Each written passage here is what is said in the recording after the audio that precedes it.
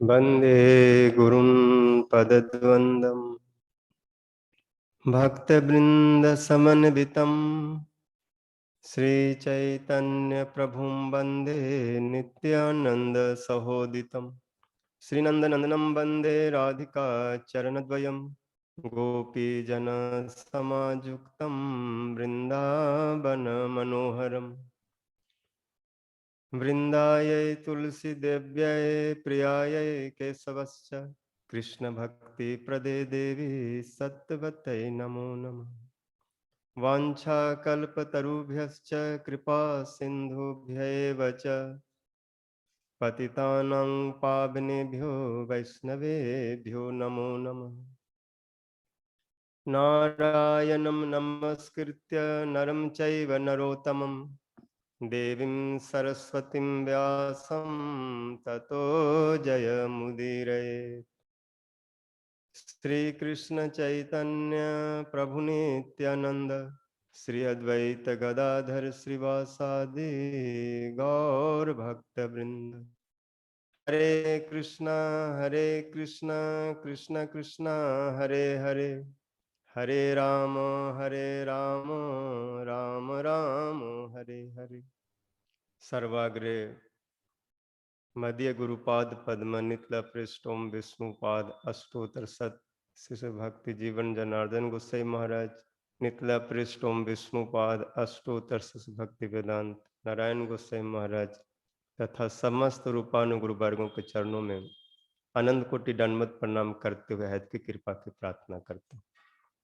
उपस्थित समस्त वैष्णव जन मातृजन सभी के प्रति दंडवत प्रणाम अभिवादन। तो हम लोग विगत कई क्लासों में श्री कृष्ण स्वरूप ध्यान कैसे करना चाहिए इस विषय पर श्रवण कर रहे हैं। ये ध्यान शब्द बहुत व्यापक है, विस्तृत है, जिसके अर्थ को सीमा में नहीं बांधा जा सकता। अनंत है इसका माने। साधारण रूप में चिंतन मनन स्मरण याद करना, किसी चीज में तन्मय हो जाना, डूब जाना, एकाग्र हो जाना, कई अर्थ में ये ध्यान शब्द है। और एक साधक के लिए साधन है। ध्यान के द्वारा ही, समाधि के द्वारा ही, क्योंकि ध्यान धारणा समाधि ये सब स्तर हैं, लेकिन कुल मिला के सब ध्यान के अंतर्गत ही आते हैं। जैम नियम प्राणायाम प्रत्याहार ध्यान धारणा समाधि। और ये योग जो है, ये जो ध्यान है, जब कृष्ण की ओर जाता है, कृष्ण के लिए होता है, कृष्ण स्वरूप का जब चिंतन होता है, तब इसकी पूर्णता है, संपूर्ण ध्यान है। और यदि कृष्ण के लिए नहीं है तो ध्यान का खंड विकृत अवस्था है। बहुत से लोग हैं, बहुत तरह के ध्यान करते, चिंतन करते, लेकिन सम्यक योग नहीं है, यथार्थ योग नहीं है, यथार्थ ध्यान नहीं। इसलिए ध्यान की जो परिभाषा और ध्यान का जो अर्थ, साक्षात ध्यान का तात्पर्य क्या होता है, व्यास जी ने अपने अनुभव के द्वारा जगत में स्थापित किया, दिखलाया। नारद जी की कृपा से, क्योंकि नारद जी बतलाए कि हमारी जो परंपरा है सब ध्यान की परंपरा है। हमारे भी गुरुदेव ब्रह्मा जी ध्यान के द्वारा ही उस तत्व को अनुभव किए। मैं भी उन्हीं का दिन रात ध्यान करते रहता हूँ। इस वीणा के ऊपर जो कुछ भी गाता बजाता हूँ, उसमें सब उनका ही चिंतन, उनका ही ध्यान है, मनन। और उस ध्यान के द्वारा तुम भी उस तत्व को ठीक ठीक अनुभव करो।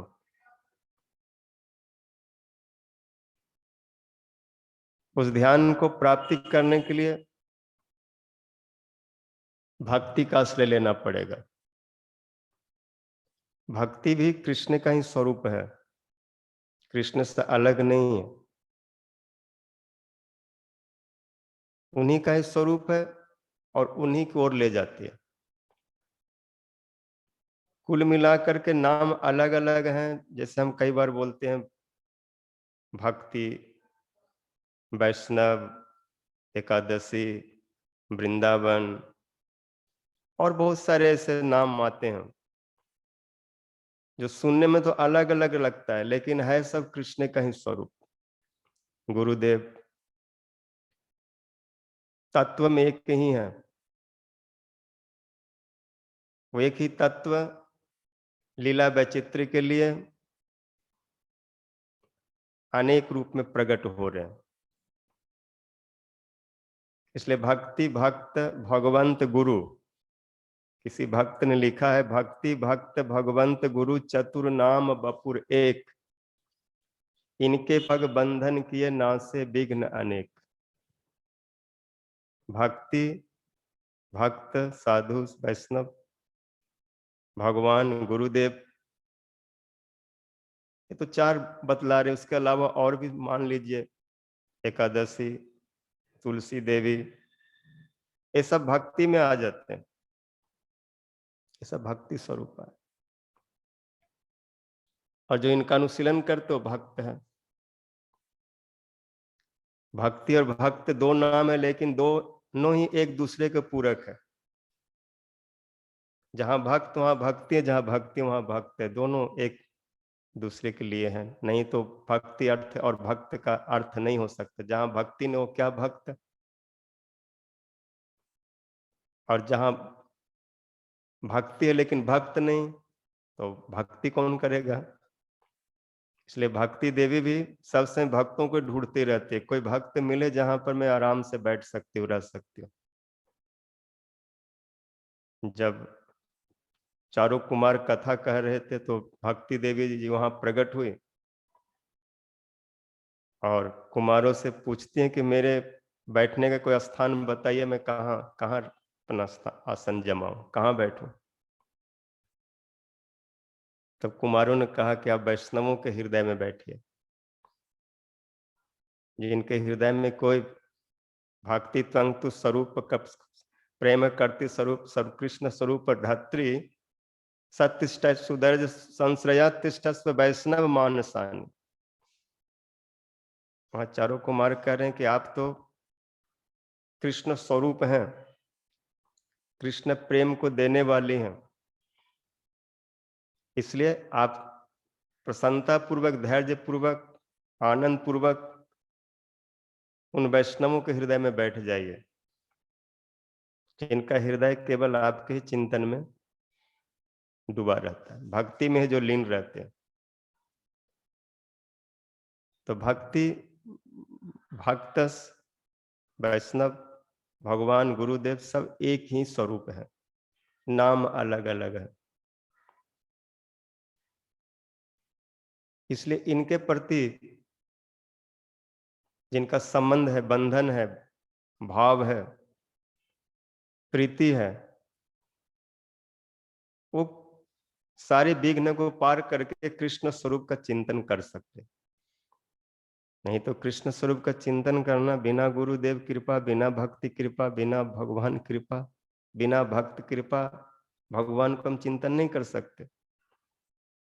इसलिए ब्रह्मा जी बोले कि आपको वही समझ सकता है, जान सकता है, अनुभव कर सकता है, चिंतन कर सकता है जिसके ऊपर आपकी कृपा है।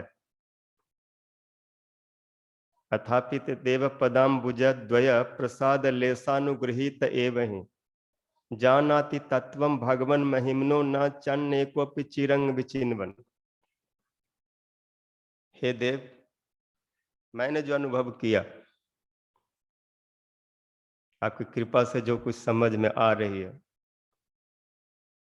जब तक आप किसी के ऊपर अनुग्रह न करें, कृपा न करें, आपके चरणों की जब तक कृपा जीव पर ना हो, आप जिस पर प्रसाद ना करें, अनुग्रह न करें, तो आपको नहीं जान सकता। इसलिए हे देव अथापित देव पदाम्बुज द्वय प्रसाद लेसा अनुग्रहित। यदि थोड़ी भी कृपा आप, थोड़ा भी अनुग्रह आप किसी के ऊपर कर दें, तो आपको जान सकता है, आपके बारे में, आपके तत्व के बारे में, आपके स्वरूप के बारे में वो समझ सकता है, अनुभव कर सकता है। लेकिन जो लोग आपका आश्रय नहीं लेते, भक्ति का आश्रय नहीं लेते, भक्तों का आश्रय नहीं लेते, वृंदावन का आश्रय नहीं लेते, एकादशी का आश्रय नहीं लेते, तुलसी देवी का आश्रय नहीं लेते, जमुना, गिरिराज, ये सब आपके ही प्रियजन हैं। इनका आश्रय नहीं लेते, गुरुदेव का आश्रय नहीं लेते, उनसे कृपा नहीं प्राप्त करते और अपने बल से आपको ढूंढना चाहते। बहुत दिन से ढूंढ रहे हैं, खोज रहे हैं, ध्यान कर रहे हैं, वो आपको नहीं पा सकते। ना चन्न एकोपि चिरंग विचिन्वन, कितना भी समय लगा लो, कितना भी ढूंढ लो, उनको नहीं ढूंढ पाएंगे, नहीं खोज पाएंगे। बहुत से लोग होते हैं, कोई सामान उसका खो जाता है तो बहुत दिन रात ढूंढते रहते, सोचते आज नहीं तो कल मिल जाएगा, परसों मिल जाएगा, कभी तो मिल जाएगा, इसलिए खूब समय लगाते हैं उसमें कि मिल जाए। तो कृष्ण ऐसी वस्तु नहीं है। साधारण वस्तु तो चलो अपने बल से इधर से ढूंढ भी लेंगे कि जो जड़ीय चीज होता है वो मिल भी जाएगा, लेकिन जो चिन्मय वस्तु है उसको कोई चिन्मय वस्तु ही दे सकते, चिन्मय लोग ही दे सकते। गुरुदेव जब तक कृपा नहीं करेंगे तब तक वो चिन्मयत्व नहीं आ सकता, और जब तक वो नहीं आएगा, उनके जैसे नहीं होंगे तो उनको पा भी नहीं सकते। इसलिए उनको समझने के लिए, अनुभव करने के लिए उनकी कृपा बहुत जरूरी है। और भगवान की कृपा सीधे सीधे जीव को नहीं मिलती। चक्रवर्ती पाद यही बतला रहे हैं कि भगवत कृपा जो है भक्त के माध्यम से ही, भगवत कृपा भक्त कृपा अनुगामिनी, भगवान की कृपा भक्तों के माध्यम से जीव को प्राप्त होती, भक्ति के माध्यम से, साधु वैष्णव गुरुदेव के माध्यम से। इसलिए उस तत्व को ठीक ठीक जानने के लिए, अनुभव करने के लिए और उसका निरूपण करने के लिए जब व्यास देव की इच्छा हुई, तो नारद जी ने बोला इसका सरल और सहज तरीका है, भक्ति का आश्रय लो। भक्ति देवी का आश्रय में सहज समाधि होगा, सहज अनुभूति होगा, सहज समझ में सब कुछ आएगा। तो भगवान स्पष्ट कर दिए हैं कि दूसरे साधन से मुझको ठीक से नहीं जाना जा सकता। जो ज्ञान और जिसने भक्ति से रहे जितने ध्यान आदि हैं, ज्ञान योग आदि हैं, वो ठीक से मेरा अनुभव नहीं करा सकता। भक्तया माम अभिजानाति जावन चास्मि तत्वतः ततो माम तत्वतो ज्ञात्वा विशदे तद अनंतर। गीता में भगवान के वचन है कि भक्ति के द्वारा ही मुझको जाना जा सकता है। भक्तया माम अभिजानाति, मुझको लोग भक्ति के द्वारा ही जानते हैं। मैं जैसा हूँ, जो हूँ, जब से हूँ, जैसा मेरा नाम, गुण, रूप, लीला आदि सब है, स्वरूप, सौंदर्य, माधुर्य सब है, ये भक्ति भावित हृदय में ही अनुभूति होती है। इनके हृदय भक्ति से, प्रेम से परिपूर्ण हो जाता है, वही मुझको ठीक ठीक से समझ पाता है, वही मुझको देख सकता है, ध्यान कर सकता है। प्रेमांजन छुरित भक्ति विलोचनेन संत सदैव हृदयेषु विलोकयन्ति जम श्याम सुंदरम अचिंत्य गुण स्वरूपम गोविंद मादि पुरुषम तम हम भजन। ब्रह्मा जी कह रहे श्याम सुंदर का जो स्वरूप है, गुण है, लीला है, ये सब अचिंत्य है, चिंतन और ध्यान से परे की चीज है। लेकिन जो लोग प्रेम में डूबते हैं, भक्ति में डूबते हैं, आंखों में जो प्रेम के अंजन लगाते हैं, प्रेम से उनको ढूंढते निहारते हैं, तो दर्शन देते हैं, हृदय में प्रकट हो जाते हैं। संत लोग, साधु लोग उनको देखते हैं ऐसा। इसलिए व्यास जी भी भक्ति के द्वारा, उस प्रेम के द्वारा, भक्ति जोगे न मनसि सम्यक प्रणहिते अम्ले अपश्यत पुरुषम पूर्णम मायं च तत्पाश्रयम्। भक्ति योग के द्वारा मन को सम्यक रूप से निर्मल बना लिए व्यास जी। मन की निर्मलता, मन में जितने बुद्धि, मन में चित्त में जो विकार हैं, जो कसाय है, कलमस है, अनर्थ है, अपराध है, कुछ संस्कार हैं जिससे सब मलिन हो रहा है मन, बुद्धि, चित्त, अहंकार। शुद्ध अहंकार तो जीव का एक ही है, भगवान का मैं दास हूं। लेकिन जब माया के द्वारा मन मलिन हो जाता है कुछ संस्कारों के द्वारा, तो बहुत तरह तरह का अहंकार करता है। शुद्ध स्वरूप का अहंकार नहीं होता, बाहरी शरीर का अहंकार होता है। ऐसे उठपटांग, मैं यहाँ का हूँ, मैं इतना मोटा हूँ, मैं इतना लंबा हूँ, मैं इतना गोरा हूँ, इतना मेरे पास ऐसा है वैसा है। यही सब मल है। इसमें डूबा हुआ आदमी उस शुद्ध चीज को, सूक्ष्म चीज को नहीं समझ सकता। इसे जब व्यास जी भक्ति योग के द्वारा सम्यक रूप से, यथार्थ रूप से, सुंदर रूप से मन को जब भगवान में लगाए, उस निर्मल में, कृष्ण में लगाए, तो मन निर्मल हो गया। तो उनके ध्यान से चित्त की शुद्धि हो जाती, उनके नाम स्मरण से पवित्र हो जाता है जीव, मंगल को प्राप्त करता है। अपवित्र पवित्रो वा सर्वस्थाम गतोपि वा जस्मृत पुंडरी कांच से बाह्य भयंतर। जो भगवान का स्मरण करता है, ध्यान करता है, नाम चिंतन करता है, ये सब ध्यान है, तो पवित्र हो जाता है। बाहर भीतर सब कुछ संस्कार, सब अनर्थ आदि सब निर्वृत्त हो जाते। तो व्यास जी भी स्मरण किए, भगवत भक्ति भक्ति जोगे न मनसि सम्यक प्रणहिते अम्ले। सम्यक रूप से उस मन को जब कृष्ण में लगाए तो मन निर्मल हो गया, और उस निर्मल मन में, बुद्धि में, चित्त में उनका स्वरूप ऐसे दिखाई पड़ने लगे जैसे कोई स्क्रीन के ऊपर देखता हो, दूर में कोई चीज चल रहा है और वो स्क्रीन पर जैसे दिखाई पड़ता है, ऐसे कृष्ण गोलोक वृंदावन से और उनके हृदय रूपी स्क्रीन के ऊपर सब दर्शन करा दिए। क्या देखे? उस ध्यान में, समाधि में देख रहे, अपश्यत पुरुषम पूर्णम, पूर्ण पुरुष का दर्शन के, भगवान का ध्यान के। इसलिए मंगलाचरण में जिसका ध्यान किए हैं उनका उन्होंने नमस्कार भी किया, उनके लिए बतलाए उनका स्वरूप का। तो वहां पर भी बोले सत्यं परम धीमं, मैं उस परम सत्य का ध्यान कर रहा हूँ, ध्यान करता हूँ, सबको करने के लिए कहता हूँ। जिसका इस भागवत में वर्णन हुआ है उसका ध्यान में कर रहा हूं। और जब ध्यान किए तो बहुत कुछ देखे उनमें, मत्स्य अवतार, कच्छप, वराह, नृसिंह, वामन, परशुराम, राम, जितने भी बलदेव प्रभु, कल्कि, बुद्ध आदि जितने अवतार, सब उनके स्वरूप में देखे।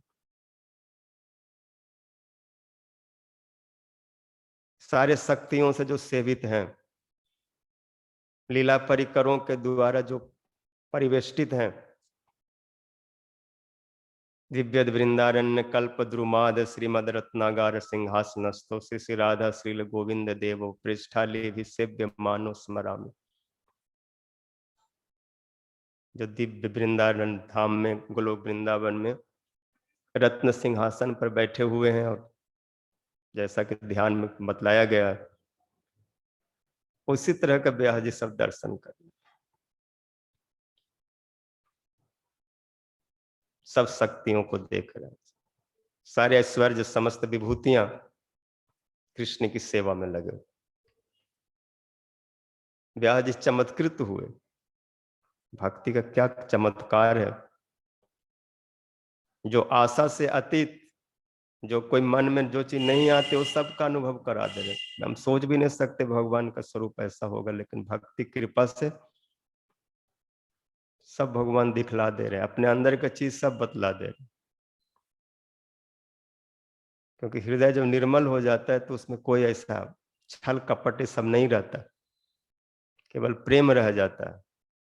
और ऐसे प्रेमी लोग, ऐसे सरल लोग भगवान को बहुत प्रिय है। निर्मल मन जन सो मोहि पावा, मोहि छल छिद्र कपट नहीं भाव। क्योंकि भक्त के मन में भगवान से कोई कपटता नहीं होती, सब कुछ देने की इच्छा होती है, कुछ छुपाने के लिए नहीं। और जो भगवान से कपटता करते छुपाते हैं और कुछ अपना अपना बल अपना दिखाते हैं, अपने को नेता मानते, नियंत्रण करने वाले मानते हैं, शासक मानते हैं, तो उनके लिए परेशानी होती है। वो भगवान को देख नहीं सकते और भगवान भी उसके ऊपर उस तरह से कृपा नहीं करते जैसे भक्त के ऊपर करते। तो व्यास जी ने देखा है सब, और भी देखे माया। दो तरह की माया, एक तो जो जीव को सेवा में लगाते जोग माया, और एक ऐसी माया है जो जीव सेवा नहीं करना चाहते, भगवान की तरफ नहीं जाना चाहते, तो उनको ऐसे जगह पर वो ले जाके लगा देती है कि उधर नहीं करेगा तो यहाँ पर गुलामी कर। एक तो माया है जो भगवान के लीला में नाचना चाहती है, रासादी लीला में ले जाकर के वहां पर उन गोपियों के बीच में। और एक वो माया होती है महामाया, जो संसार में बंदर बना करके जीवों को नचाती, गधे की तरह बोझ ढोलाती है। तो वो माया को भी देखे। एक और देखे कि जीव जब स्वरूप शक्ति कृपा प्राप्त करते हैं, भक्ति कृपा प्राप्त करते हैं, तो गोलोक वृंदावन में भगवान की सेवा में लग जाते हैं और हजारों पार्षदों को सेवा करते हुए देखे, जो स्वरूप शक्ति के साथ सब जुड़े हुए हैं, जो नित्य सिद्ध हैं और जो साधन करके सिद्ध हुए, सब सिद्ध के तरह वहां पर सेवा कर। लेकिन व्यास जी ने और भी देखा कि बहुत सारे ऐसे जीव, हजारों करोड़ों पड़े हुए हैं जो भगवान की तरफ देख ही नहीं रहे हैं, भगवान को पीठ के पीछे कर दिए और उल्टा देख रहे हैं संसार की ओर, माया की ओर। जिनको वृंदावन नहीं दिखता, साधु लोग नहीं दिखते, जो इधर उधर देखता है, दूसरे जगह पर सुख आनंद ढूंढ रहे हैं। तो माया को देखे, जो माया भगवान के पीठ के पीछे में खड़ी है, माया सामने नहीं आ रही भगवान, क्योंकि माया को लज्जा हो रही है। लज्जा ये हो रही है कि इन जीवों को मैं रजोगुण में, तमोगुण में और सत्व गुण में ऐसे रस्सी में बांध करके तरह तरह से इनको मैं कष्ट दे रही हूँ, नचा रही हूँ, और मैं भी क्या करूं। अगर इनको इस तरह से न मारूं तो इनको पता नहीं चलेगा कि माया क्या है, तभी तो भगवान को ओर जाएंगे। तो वो चेष्टा ही कर रहे हैं कि इनको मार मार के उनको उधर भेजो, लेकिन जीव का स्वभाव है जितना भी मार खा ले, माया में मर जाता है, लेकिन भगवान को ओर नहीं जाता, उनको नहीं निहारता। तो ऐसे कार्य करने के कारण माया को लज्जा आ रही है कि कृष्ण के सामने मैं कैसे खड़ी हूं। क्योंकि मैं अपने स्त्री स्वभाव के अनुरूप कार्य नहीं कर रही। स्त्री तो अबला होती है, कोमल होती हैं और दयालु होती है, लेकिन मैं तो मार पीट ये सब, इसमें उनको लज्जा होती है। ऐसा लगता है कि मैं कहीं गड़बड़ कर रही हूँ, कहीं मुझसे कपट तो नहीं हो रहा है। लेकिन वास्तव में वो गड़बड़ नहीं करती, वो भी कोई न प्रकार की सेवा ही कर रहे हैं, लेकिन उस सेवा से उनको उतनी खुशी नहीं होती जिस तरह की सेवा है। वो सेवा थोड़ा अपने को लज्जित करने वाली है, इसलिए भगवान के सामने खड़ा होने में उनको लज्जा होती है, खड़ी होने में माया को। तो ब्याह जी देखे कि माया तो बहुत बार बार धक्का मार रही है कि जाओ कृष्ण की ओर, लेकिन जीव जा नहीं रहे। अब माया भी परेशान है कि कोई बीच में ऐसा कोई आए जो इसको ऐसा कुछ रस पिला दे कि लोग भगवान को ओर जाए। माया कहती मेरे पास तो कुछ नहीं ऐसा जो दिव्य रस पिलाऊं।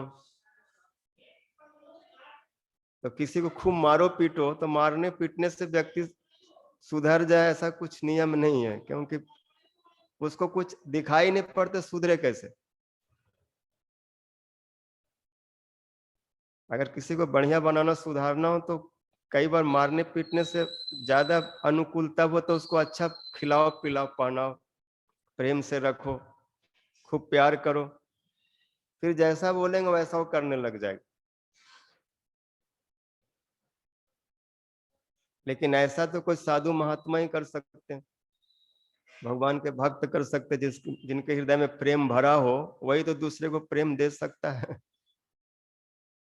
जो जल रहा है वो क्या करेगा, वो भी जला देगा, जो भी उसके पास जाएगा उसको जलाएगा। तो साधु लोग जो भक्ति का आश्रय ले चुके हैं वो बिल्कुल शांत हैं, क्योंकि उनमें कोई जलन, कोई बेचैनी, कोई तड़पन, कोई छटपटाहट, कोई विकार नहीं है, क्योंकि वो सब निष्काम है। कृष्ण भक्त निष्काम अतएव शांत, भुक्ति मुक्ति सिद्धि कामी सकल आशांत। जो भोग मोच सिद्धि आदि सब का चाहते हैं वो सब परेशान, केवल भक्त ही शांत है, क्योंकि वो कृष्ण भक्त, उनके हृदय में भक्ति है और भक्ति से परम शांति आती, तथा प्राम शांति मुपैति साक्षात। भक्ति के द्वारा पिबन्ति जे भागवतात्मना सतम कथामृतम श्रवण पुटेषु संवृतम पुनन्ति ते विषय विदुषिता से ब्रजंती तच्चरण सरोरुहांतिकम। वो भगवान के चरणों में रहते हैं भक्ति के प्रभाव से, और वो यदि उस वृत्ति को दें, भक्ति को दें, तब जीव का जो माया है उससे दूर हो जाएगी, माया से छुटकारा मिल सकती।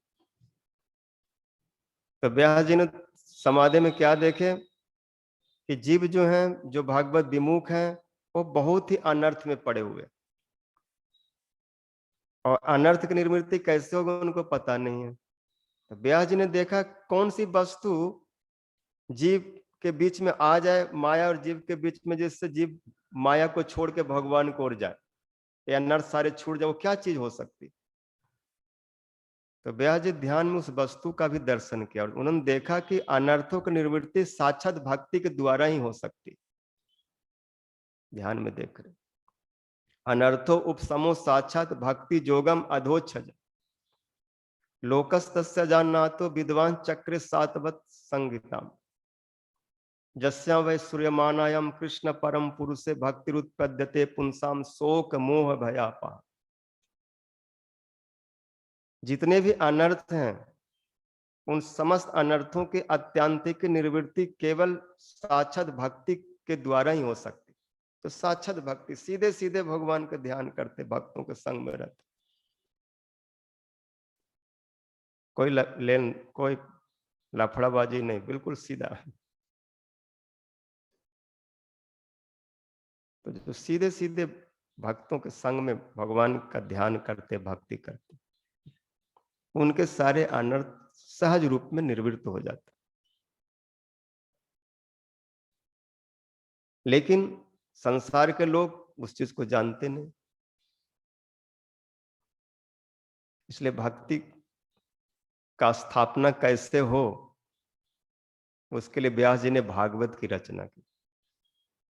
भागवत जो है भक्ति ग्रंथ है, इसमें केवल भक्ति की महिमा, भक्त की महिमा, भगवान की महिमा और भगवान के समस्त जो परिकर है उनकी महिमा, सारे अवतारों की महिमा, कथा, सब भागवत विषयक चर्चा जिसमें है। और ये सब चर्चा सुनने से, ध्यान करने से, चिंतन करने से, मनन करने से भक्ति होती है, जो जीव की संपत्ति है। वो भक्ति के द्वारा ही भगवान अनुभव में आते हैं। इसलिए इसमें सब भक्ति की चर्चा है। चाहे किसी तरह से कुछ भी वर्णन हुआ है, उस वर्णन में कृष्ण का ही स्वरूप और स्वरूप संबंधी वस्तुओं का वर्णन हुआ है, जो कृष्ण ही है सब।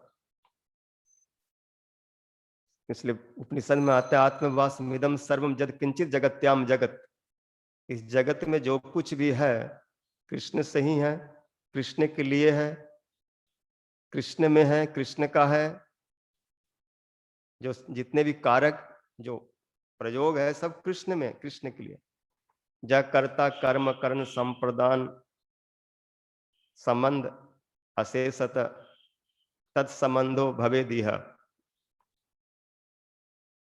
कृष्ण को छोड़ करके किसी का कोई अपनी सत्ता नहीं है। इसलिए भागवत में जो कुछ है सब कृष्ण की चर्चा है, चर्चा से भक्ति होती है।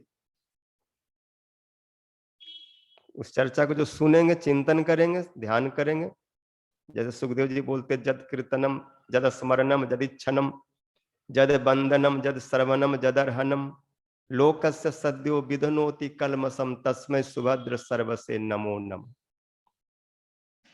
जद कीर्तन जद स्मरण जद बंदन, जद कीर्तनम जद स्मरण जद इच्छन। जिनका कीर्तन, जिनका स्मरण, जिनके दर्शन, जिनका बंदन, श्रवण, पूजन, परिक्रमा, ध्यान, सारे जितनी भी साधना जो कृष्ण संबंधी है, जो लोग करते हैं, उनके सारे अनर्थ, सारे कलमश तुरंत उसी क्षण समाप्त हो जाते। ऐसे मंगल में भगवान का हम ध्यान करते, स्मरण करते।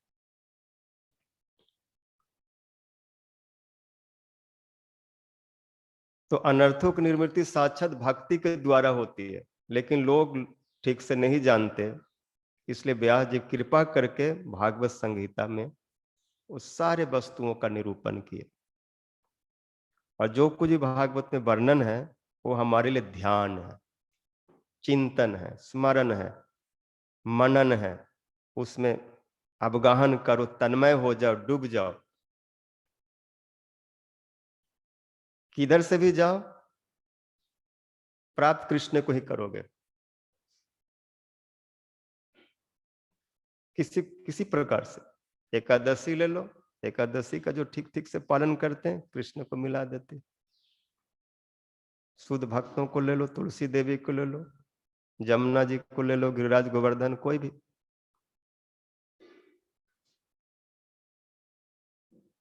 जैसे किसी मंदिर में प्रवेश करने के लिए कई द्वार होते हैं,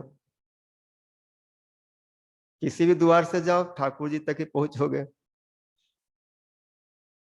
चाहे पूरब से जाओ, पश्चिम से जाओ, उत्तर से जाओ, दक्षिण से जाओ।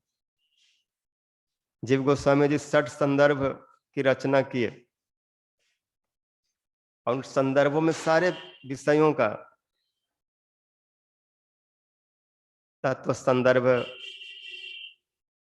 परमात्मा संदर्भ, भगवत संदर्भ, कृष्ण संदर्भ, भक्ति संदर्भ, प्रीति संदर्भ, कोई भी संदर्भ को ठीक से अनुशीलन करिए,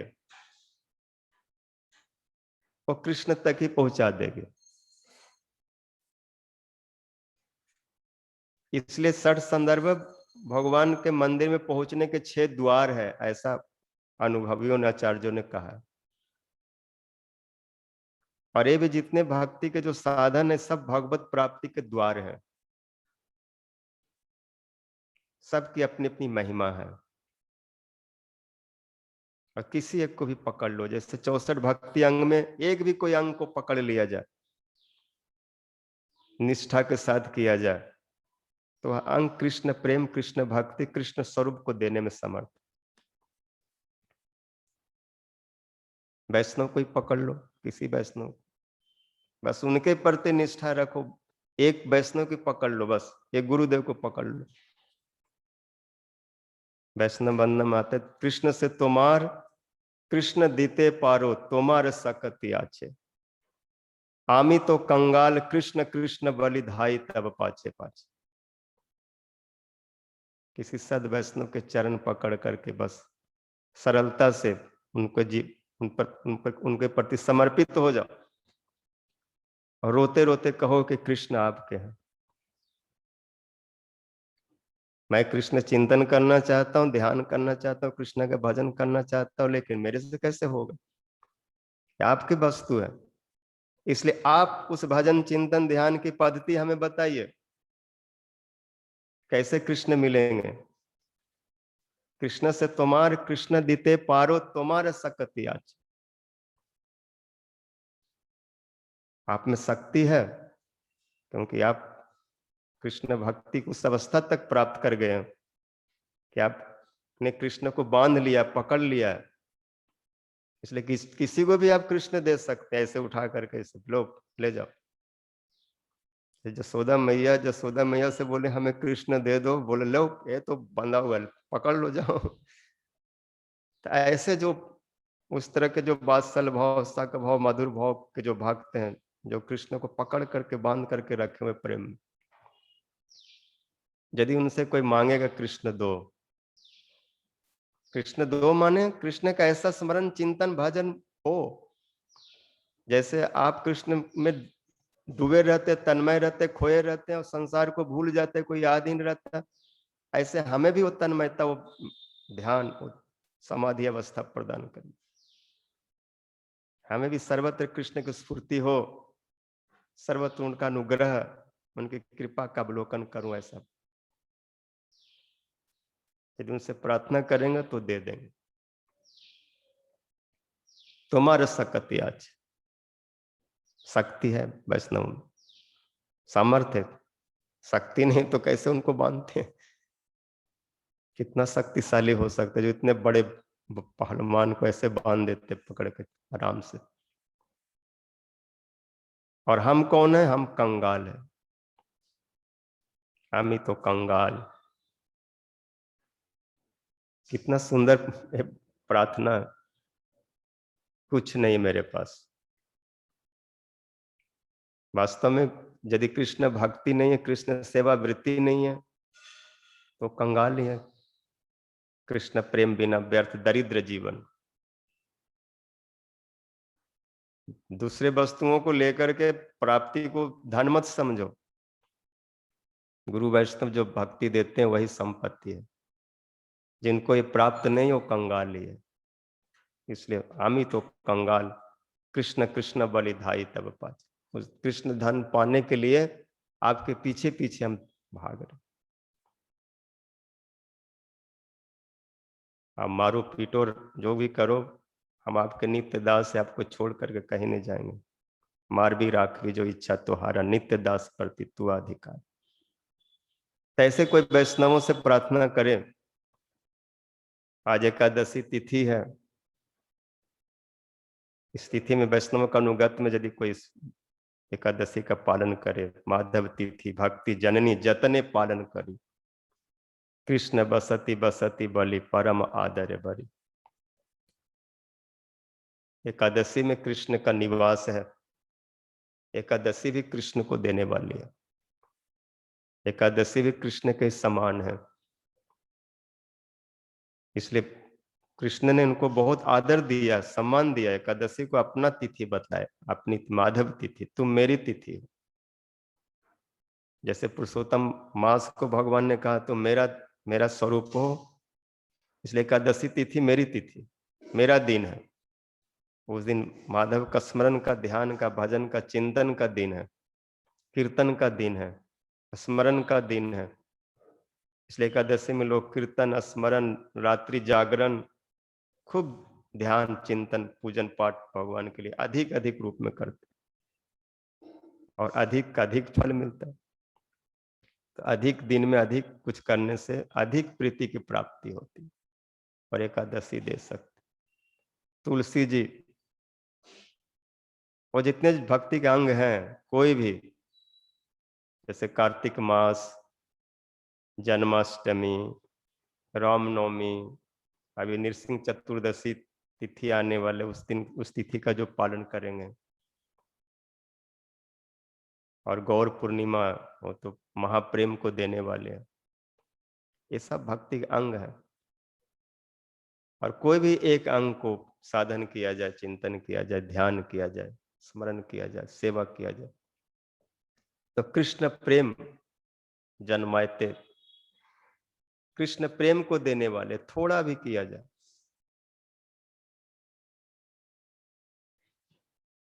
इसलिए वैष्णव, एकादशी आदि जो नाम बतला रहे हैं, ये सब कृष्ण स्वरूप हैं। नाम अलग है, शरीर एक है, और इनका ध्यान चिंतन करने से कृष्ण का ही ध्यान है, चिंतन है। कई बार तो भगवान कहते हैं मेरे से मेरे भक्तों का चिंतन ध्यान अधिक है। जो कृष्ण का ध्यान करते, नाम लेते हैं, बोले ठीक है, मैं बहुत खुश होता हूँ, उसका फल अनंत है, लेकिन जो मेरे भक्तों का ध्यान लेते, नाम करते, उनका कितना फल होगा वो मैं नहीं बता सकता। इस जगह पर कहते हैं मम नमानि सतेरपि राधा नाम सद उत्तमम। मेरा नाम कोई 100 बार कृष्ण कृष्ण कृष्ण कृष्ण बोले और कोई एक बार केवल राधा, हे राधे, जय श्री राधे कह दे, तो 100 नाम और एक राधा नाम, इन 100 से भी बहुत ऊपर है, उत्तम है, श्रेष्ठ है। और जो सब समय राधे राधे कहते हैं, जसमरंती सदा राधा, तो कृष्ण कहते मैं नहीं जानता उसका क्या फल होता है, न जाने तस्य किम फलम। बोले कुछ तो अनुभव बताइए, बोले मैं अनुभव किया हूं। जब कभी मैं एक आध बार उस नाम को जिह्वा से स्पर्श कर लेता हूं तो मूर्छित होकर गिर पड़ता हूं। मेरी बंसी कहाँ गिरती है, पीताम्बर कहाँ छूट जाता है, मैं कहाँ बेहोश पड़ता हूं, मुझे पता नहीं। इसलिए जो उनके चिंतन भाव में डूबे रहते, जैसे हमारे गुरुदेव, तो लोग कितना ऊंचा, कितना ऊपर है, कृष्ण उनके कितने अधीन होते होंगे, वो तो कौन बता सकता। तो ये जो स्मरण है, ध्यान है, स्वरूप का भक्ति के द्वारा होता है। जिनके हृदय में भक्ति है वो सब ध्यान कर सकते, चिंतन कर सकते। व्यास जी ने भक्ति के द्वारा सब चिंतन किए और उसका वर्णन किए और प्रतिज्ञा किए कि जो इन सब को सुनेंगे उनको भगवान में भक्ति होगी। जो एकादशी महात्म्य सुनेगा, वैष्णवों की महात्म्य सुनेगा, धाम का महात्म्य सुनेगा, नाम का महात्म्य सुनेगा, जो कुछ भी भगवत संबंधी सुनेगा और ऐसा जीवन में आचरण करेगा, तो उनको भी ऐसी भक्ति प्राप्त हो जाएगी, जिसके आने से जीवन से सारे शोक मोह भय खत्म हो जाएंगे।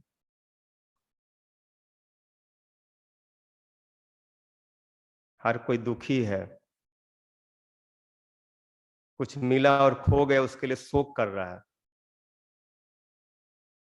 कुछ पाने के लिए मोहित है कि ये मिल जाना चाहिए, और कोई भविष्य के लिए भयभीत हो रहे हैं कि क्या पता बुढ़ापा में क्या होगा। तीनों जो परेशानी, शोक मोह भय, ये सब भक्ति से समाप्त हो जाते हैं, भगवान के स्वरूप ध्यान से समाप्त हो जाते हैं, चिंतन से, कथा आदि श्रवण से। ऐसी भक्ति है, सब तन्मयता आती है, कुछ ये सब याद नहीं रहता, कोई वस्तु का कोई चिंतन नहीं रहता, केवल कृष्ण कहीं रह जाता। तो आप भागवत में देखेंगे कि संपूर्ण भागवत ही ध्यान है कृष्ण स्वरूप का, और उसी ध्यान को, उसी चिंतन मनन को गोस्वामियों ने अपने ग्रंथों में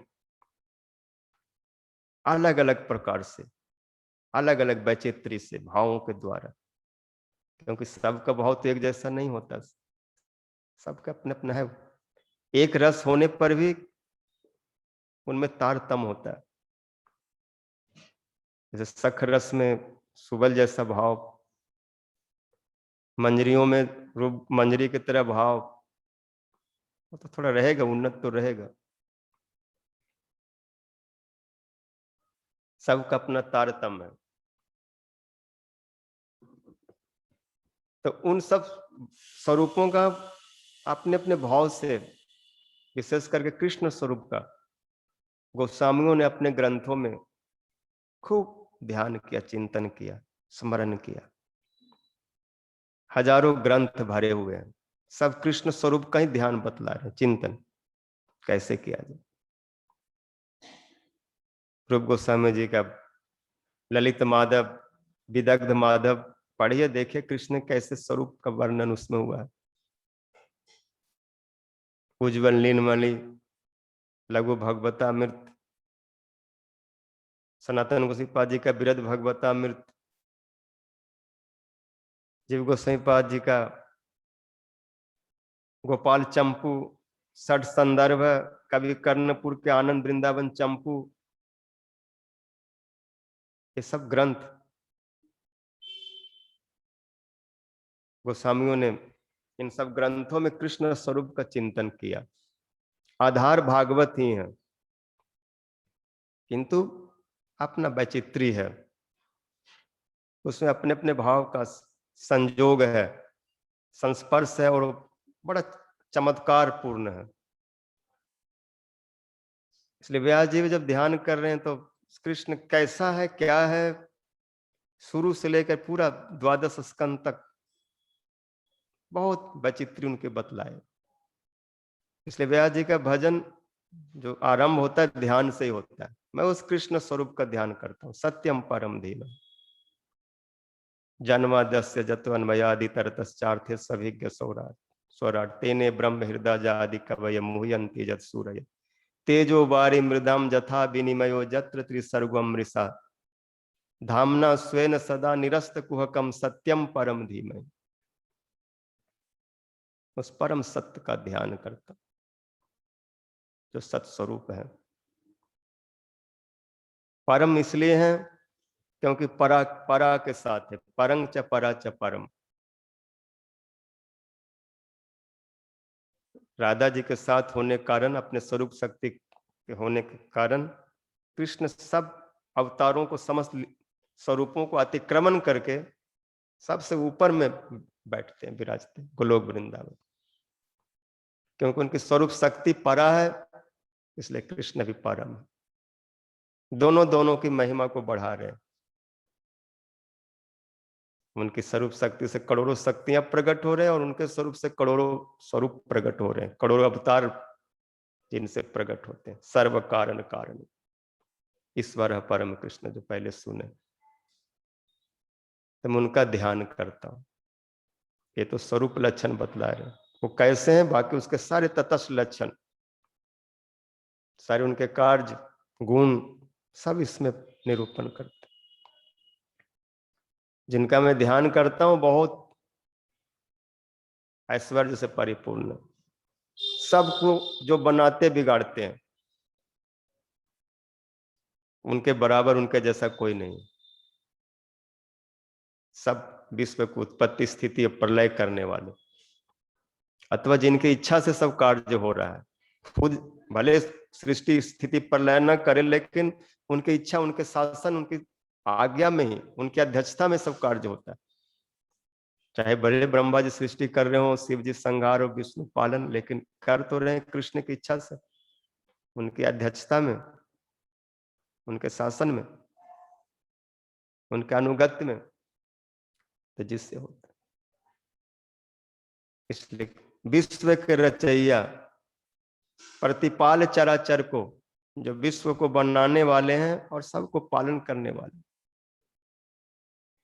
ये तो उनका ऐश्वर्य है, लेकिन साथ में इतने बड़े भगवान होने पर सारे दूध दही सब कुछ बनाने वाले, लेकिन जब उनको दूध पीने की इच्छा होती है, उनको जब भूख लगती है, तो रोते रोते मैया के आंचल में जो छुप जाते हैं, मैया मैं दूध पीऊंगा, बहुत भूख लग।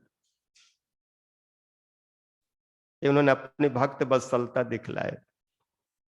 सब कुछ है मेरे पास, लेकिन वो अच्छा नहीं लगता। कोई भक्त प्रेम से जब मुझको कुछ देता है तो उसका स्वाद, उसमें रस, इतना सुख मिलता है, मैं उसी को चाहता हूँ। इसलिए सृष्टि स्थिति प्रलय के कार्य में भगवान सीधे सीधे नहीं लगते, बोले तुम लोग करो, क्योंकि मेरी बस की बात नहीं है। मैं तो उस भाव को, रस को पीने वाला हूं, और उस भाव में डूबने वाले भगवान के लिए सब कार्य व्याघात करता है, परेशानी करता है। जो प्रेमी लोग होते हैं वो एकांत चाहते हैं और किसी प्रकार के उसके ऊपर दायित्व ना हो। इसलिए कृष्ण जो है धीर ललित नायक है, वो कोई कुछ नहीं चाहते, एकदम एकांत रूप में अपने भक्तों के साथ रहना चाहते वृंदावन में।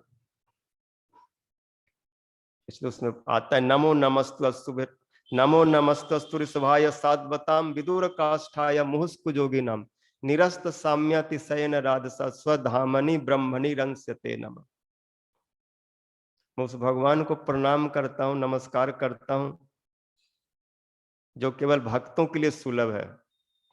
जो कुयोगी हैं, जिनमें भक्ति नहीं है, वो जोगी नहीं है। इसलिए ऐसे कुयोगियों से भगवान बहुत दूर रहते हैं। वो भले दंड पेल रहे हों और तरह तरह के जोग साधना करते हैं, उल्टा लटक जाते हैं, शीर्षासन क्या क्या, लेकिन भक्ति से रहते सूखे सूखे दंड मारने से और ये सब करने से भगवान उनके हाथ नहीं लगते। इसलिए ऐसे कुछ योगियों से जो बहुत दूर है, विदुर काष्ठाय मुहुस्कु जोगी नाम। और भक्तों के साथ जो भक्ति जोगी हैं, जो सब समय उनमें तन्मय रहते हैं, उनके साथ जो गोलोक वृंदावन विहार करते, जो सब समय कृष्ण में तन्मय होते हैं, वही भक्त की पहचान, चरम पहचान, वही चरम जोगी है। जोगी नाम सर्वेशम मद गतेन अंतरात्मन, जिसके अंतरात्मा मुझ में लगा हुआ, श्रद्धा से जो मेरा भजन चिंतन ध्यान करते, जो मुझ में जुड़े हुए हैं, युक्त रहते हैं, समाधिस्थ रहते हैं, वो सबसे उत्तम है। तो जो उत्तम भाव से कृष्ण का स्मरण करते हैं, कृष्ण उनके साथ विलास विहार पर आए। वहां पर उनको भूख प्यास इच्छा होती है और भक्त उसको पूर्ण करते हैं। जब मैं कृष्ण भूख से विकलवित हो जाते हैं, भूख के मारे उनके आंखों में अश्रु भर आता है और खेला नहीं जाता, मैया बासल के मारे एकदम से विभोर हो जाती है और स्तन से दूध ऐसे झरने लगता है, और मैया तुरंत कृष्ण को पकड़ के आंचल के नीचे छुपा करके दूध पिलाती। ताको भूखो जान निज अचरा पीवा। जो सारे वेद शास्त्र को बोलने वाले हैं, तेने ब्रह्म हृदय जा आदि कवये मुह्यंती जत सूरय, जो स्वराट सब कुछ जानने वाले, सब अभिज्ञता से संपूर्ण परिपूर्ण, लेकिन दूसरी ओर दिखला रहे हैं कि सब कुछ जानने वाले भी कुछ नहीं जान रहे, कुछ पता नहीं। बिना वाणी के दयाल वक्ता सब वेदन को, ताको बार बार बाबा बोलबो सिखावत। ब्रज में इनको मैया जसोदा मैया, रोहिणी मैया, बाबा सब सिखाते हैं बोलने के लिए। जब कृष्ण ताता ताता करते हैं तो पिताजी बोलते हैं, बाबा बोलते हैं ताता ताता नहीं, तात तात। और जब कृष्ण ममा ममा करते हैं तो मैया कहती मम्मा नहीं, मात मात कहो। तो कई बार सुनने के बाद कृष्ण तात मात भ्रात, सखा, ये सब बोलते हैं, सीखते हैं। ये लीला वैचित्री है, और इसमें जिसका मन लगता है, अटक जाता है, जिसका ध्यान में चीज उतर जाता है, और किसका ध्यान करेगा? फिर इन्हीं सब में दिन रात व्यतीत करता है, डूबा हुआ रहता है। और व्यास जी इसी चीज को बतलाना चाह रहे हैं। ऐश्वर्य की बात बोल करके अधिक लक्ष्य उनके माधुर्य की ओर है, लेकिन केवल माधुर्य इसलिए नहीं बोल रहे हैं कि केवल माधुर्य बोलने से कहीं लोग इसको सस्ता में ना समझ लें, सस्ते में ना ले ले कि फिर क्या है कृष्ण की विशेषता। वैसे तो माधुर्य भागवतता का सार है, जहां माधुर्य अतिशय रूप में प्रकट हो वही तो भगवान की भगवत्ता है। माधुर्य से रहित सूखा भगवान क्या भगवान है जो खाली ऐश्वर्य में पड़ा हुआ है? तो जबकि माधुर्य भगवत्ता के सार है, जहां माधुर्य की अतिशयता वही भगवान की पहचान है, रस है, सार है। लेकिन फिर भी ऐश्वर्य पक्ष को रखें जिससे कभी अपराध न हो जाए, कभी प्राकृत भाव न आ जाए। क्योंकि ऐश्वर्य के साथ जब माधुर्य का वर्णन होता है तो चमत्कार होता है, और यही रस है। अगर ऐश्वर्य को ना कहा जाए, केवल माधुर्य को कहा जाए, तो चमत्कार तो है, लेकिन कई बार वो विकृति पैदा कर सकता है। लेकिन कृष्ण ऐसे हैं, इतने बड़े हैं, सब कुछ जानते हैं, और फिर भी कुछ नहीं आता। सब कुछ है फिर भी भूख लगता है, और मैया पिलाती है, और कृष्ण वो सबको ध्यान नहीं करते, जैसे भक्त लोग चाहते हैं ऐसे कर रहे हैं। ये अहंकार नहीं कि मेरे पास सब कुछ है, मेरे को कौन खिलाएगा, मैं सब कुछ जानता हूं, मेरे को कौन सिखाएगा। भक्त सिखा रहे हैं तो वहां पर ऐसे मुग्ध होकर के सीख रहे हैं। उस समय वो सर्वज्ञ नहीं है, कुछ नहीं जानते। एक साथ सर्वज्ञ और एक साथ मुग्ध, दोनों जब भाव दिखलाई पड़ता है तो चमत्कार उत्पन्न करता है, और चमत्कार को ही रस बोलते हैं। जिसमें जितना चमत्कार होगा उतना ही वो रस गाढ़ा होगा। रस सार चमत्कार है, कृष्ण में चमत्कार सबसे अधिक है, हर चीज का चमत्कार है, इसलिए रस है।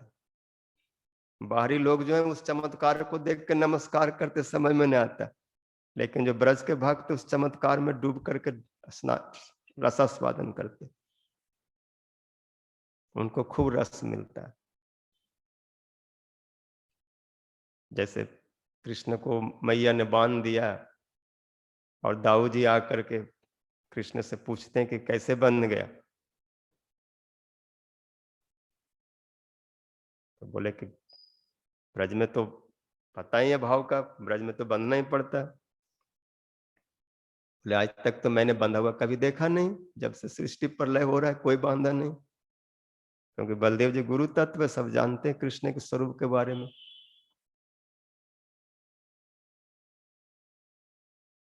स्वयं तो जन्म मौल्य उत्तम, जिनके सारे देव सारे लोग उपासना करते हैं। ब्रह्मा जस कला कलायम, ब्रह्मा आदि शिव आदि मैं जिनका एक अंश हूं, कला हूं, जो सबका मूल है, वो कैसे बन जाए?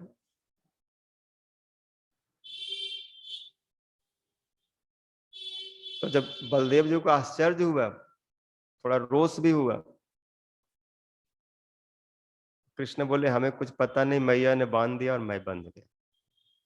मैया कैसे बांध दिया? मैया को आज पूछ लूंगे, मैया बांध नहीं सकती। कृष्ण को, बलदेव जी को थोड़ा सा ये हुआ कि मेरे गुरु जी को ही बांध दिया। सब इनकी हम पूजा करते हैं। कि जगह बलदेव जी की प्रार्थना आती है,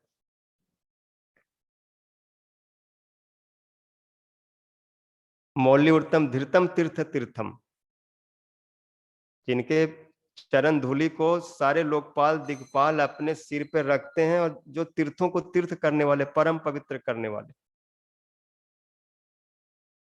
जो सर्व ऐश्वर्यशाली हैं। दुर्योधन ने कभी कहा था कि कृष्ण हमारे साथ संबंध रखने जोग कहाँ से हो सकता है? कहाँ एक ग्वाला और कहाँ हम क्षत्रिय और हम सिंहासन पर बैठने वाले, और ये तो उग्रसेन महाराज की सेवा करता है। तब बलदेव जी बोले कि कृष्ण के बारे में तुम जानता नहीं, वो भक्त वत्सल है, भक्त के लिए इस प्रकार से करते हैं। उग्रसेन को भी अपने से ऊपर और सुदामा को भी गले से लगाते हैं, उनको भी अपने समान बना देते हैं। ये सब तो उनकी भक्त बसंत। देखो, कृष्ण की बात छोड़ो, मैं उनका एक छोटा सा दास हूं, कला हूं, अंश हूं। तुम मेरे को ही संभाल लो, मैं भी तुम्हारा प्रलय कर देता हूं, सब डुबा देता हूं। कृष्ण को तो बाद में देख लेना, वो तो क्या है, वो तो वही है। बलदेव जी वहां पर उनको बतलाए, तो वही बलदेव जी का आवेश आ गया और मैया से बोले कि मैया, आपको पता नहीं, कन्हैया को बांध दिए, लेकिन हम लोग ऐसे छोटे मोटे लोग नहीं है, हम किसी के अंदर में नहीं आते, हमारे पेट में सब रहते हैं। मैया बोले क्या है तेरे पेट में? बोले मैया मेरे पेट में क्या देखेगी, मैं मुंह से बताता हूँ मैं कौन हूँ, मैं शेष हूँ, शेष। अच्छा, तो शेष क्या करता है? बोले मैया जानती नहीं, शेष एक बार अगर फुफकार मार देना तो सब कुछ जल जाता है, प्रलय हो जाता है।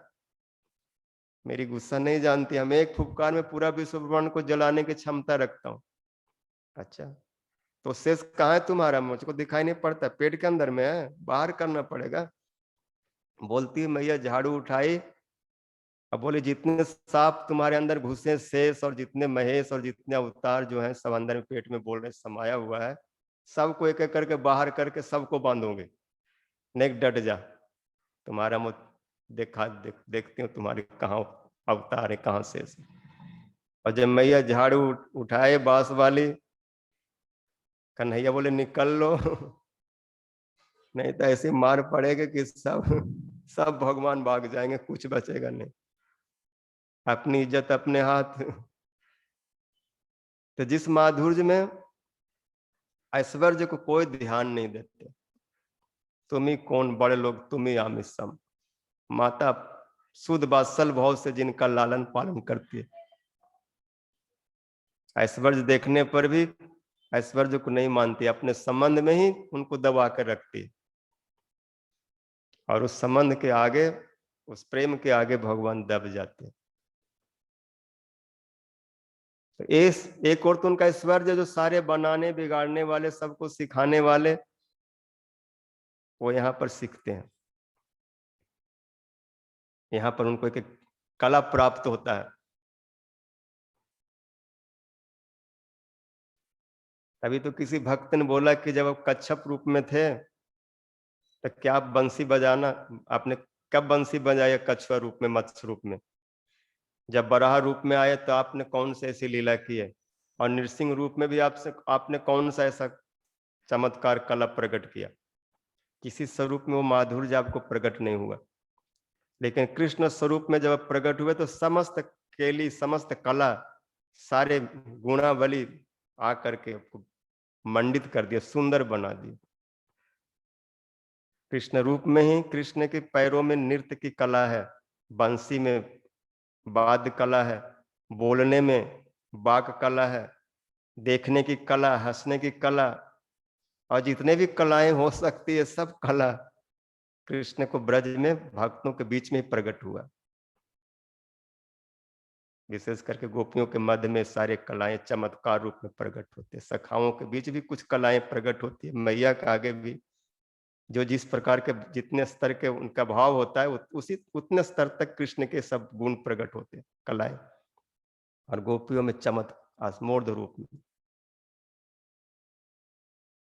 तो कह रहे हैं कि जो तेजोवारी मृदाम जथा विनिमय जत्र त्रिसर्गम ऋषा, इनके पास गोलोक वृंदावन है, चिन्मय विभूति है, तो ये सब रजोगुण तमोगुण से उत्पन्न ये सब माया सर्ग में उनका मन क्यों उलझेगा? इसलिए जीव को भी बतला रहे हैं कि इन सब सर्गों से बाहर निकलो, ये सत्य नहीं है, दिखावटी है, देखने में तो सत्य जैसा लगता है लेकिन सत्य नहीं है। ये स्वप्नवत है, ये माया का खेल है, ये जादूगरी है। इसमें मत फंसो। सपना में जैसे कोई सोया राजा बन जाए और जागने के बाद वही टूटी खाट पर पड़ा हुआ है, ऐसे माया है। सपना में तो बहुत कुछ दिखाई पड़ता है लेकिन सच में कुछ नहीं होता, वास्तविकता में कुछ नहीं होता। और ये सब कपट है, माया है। भगवान की भक्ति, भगवान का ध्यान, चिंतन, मनन, इस सारे कपट को निरस्त कर देते हैं। जो सब समय भगवत चिंतन में, ध्यान में डूबे रहते हैं, उनको इस माया के व्यापार कपटता समझ में आ जाती है। इसलिए धामना स्वेन सदा निरस्त कुहकम सत्यम परम धीमहि, जो अपने स्वरूप शक्ति के द्वारा सारे कपट को दूर करके ये जो माया का जो कार्य है, जगत है, उससे जीव को अपनी ओर खींच लेते हैं, अपनी सेवा में, अपने स्वरूप में, अपने धाम में, जो उनका ध्यान करते। तो जो भगवान के स्वरूप शक्ति का जो कार्य वैकुंठ, गोलोक, वृंदावन है, उस ओर जीव को जाना चाहिए। जो माया शक्ति कार्य है वो सब कपट है, वो जाल है, उस जाल से बाहर हो जाओ। किंतु कौन होगा? तो व्यास जी बोले सत्यं परम धीमहि, उस परम सत्य का ध्यान करो राधा जी के साथ। इसलिए व्यास जी बार बार भागवत में हजारों ऐसे शब्द ध्यान के आए हैं। शेष में भी, उपसंहार में भी यही बोले सत्यं परम धीमहि तत्शुद्धम विबलम विशोकम सत्यम परम धीमहि। देवताओं ने भी सत्य का ही ध्यान किया, स्मरण किया। सत्यव्रतम सत्य परम त्रिसत्यम सतस्य योनिम निहितम च सत्य सत्यस्य सत्यामृत सत्य नेत्राम सत्यात्मकम त्वाम शरणम प्रपन्न। जितने भी भागवत में स्तव स्तुतियां हैं, ये सब ध्यान है, स्वरूप का चिंतन है, मनन है। जितने भी है, चाहे कुंती जी की स्तुति है, चाहे भीष्म पितामह की स्तुति है, उसमें भी कृष्ण के स्वरूप का ध्यान हुआ। भीष्म जी ने उनके स्वरूप का बड़ा सुंदर ध्यान किया और उसमें अपने मन को दे दिए, लगाए। इति मति रूप कल्पिता वितृष्णा भगवती सातवद पुंगमे विभुम्नि स्वसुखम उपगते क्वचित विहर्तुम प्रकृतिम उपयुक्ति जद भव प्रवाह त्रिभुवन कमनम तमाल वर्णम रवि कर गौराम्बरम दधान बपुरलाकृते धुनाब्जम विजय सखे रतिरस्तु में अन्नवद्या। मेरी रति, मेरी गति, मेरी प्रीति, वो विजय अर्थात कृष्ण, अर्जुन के जो सखा हैं, अर्जुन के जो रथी हैं, अर्जुन के जो सारथी हैं, उस कृष्ण में मेरा मन लग जाए, बुद्धि लग जाए, मैं अभिनिविष्ट हो जाऊं, तन्मय हो जाऊं, ध्यानस्थ हो जाऊं, समाधिस्थ हो जाऊं। ये बुद्धि इधर उधर भटक करके कुछ इसको हाथ नहीं लगना। ये संसार के भटकन में तृष्णा ही बढ़ती है, इसलिए हम सब कामना, वासना, तृष्णा को छोड़ करके अपनी बुद्धि आपको देना चाहता हूं। मेरी बुद्धि सब समय आपके ही चरणों का चिंतन करे। ये बुद्धि रूपी पुत्री आपको ही पति बना ले। इतना सुंदर पति और कौन मिलेगा? त्रिभुवन कमनम तमाल वर्णम रवि कर। जितने भी सुंदर संदार संसार में कमनीय वस्तु हो सकते हैं, उनमें सबसे सुंदर कमनीय है वो कृष्ण है।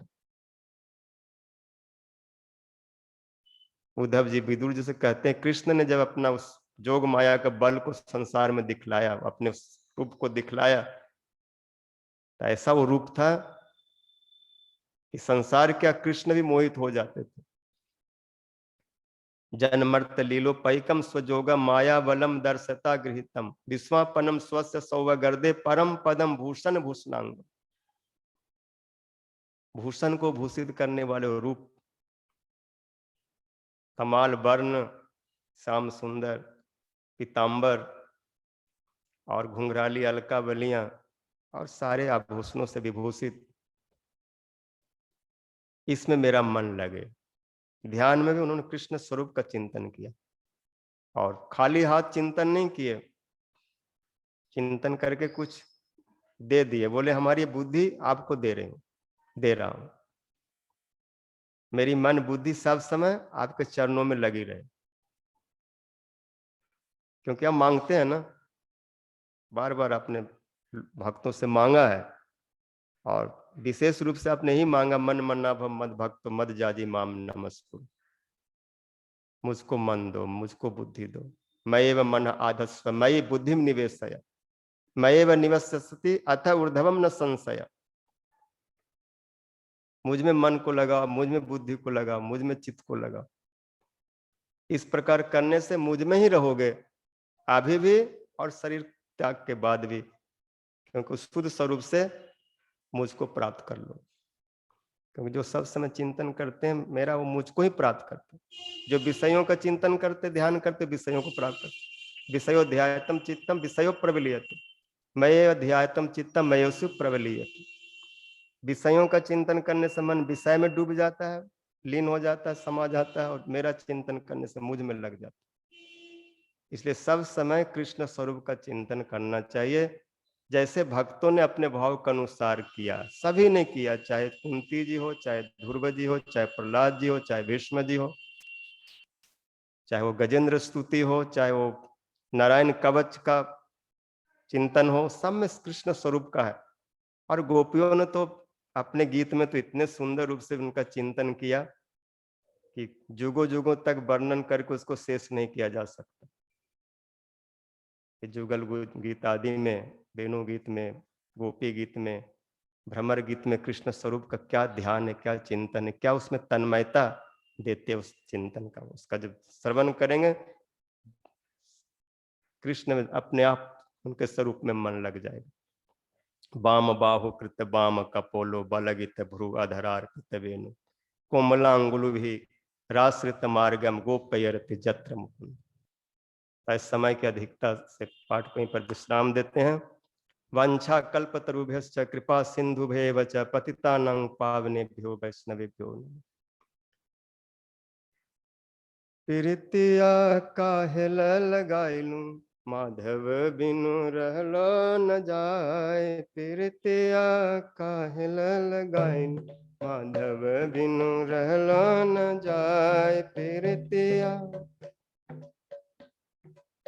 संकेतवा करिला कुंजवा सजाइलू, संकेतवा करिला कुंजवा सजाइलू मोहना काहे न आइल माधव बिनु रहलो न जाय। मोहना काहे न आइल माधव बिनु रहलो न जाय। प्रीतिया